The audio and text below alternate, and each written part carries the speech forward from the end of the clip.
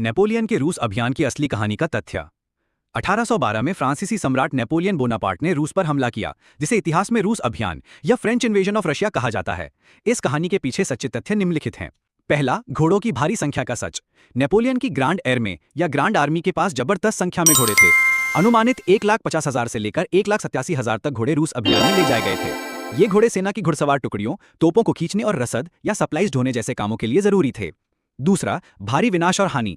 रूस के कठोर सर्दी, चारे और भोजन की कमी और रशियन सेना की स्कॉच्ड अर्थ पॉलिसी यानी हर चीज जला देना ताकि दुश्मन को कुछ भी खाना ना मिले के कारण लाखों सैनिक और घोड़े नष्ट हो गए थे।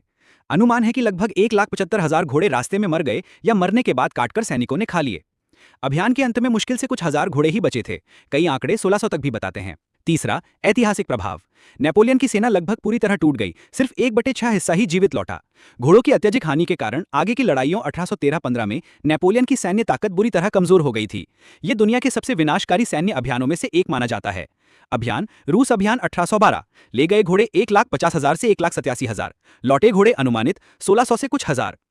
कहानी का मूल तथ्य। ये अनुमान किस्से कहानियों के बजाय ऐतिहासिक अभिलेखों, सैन्य रिकॉर्डों और प्रत्यक्षदर्शियों के बयानों पर आधारित हैं।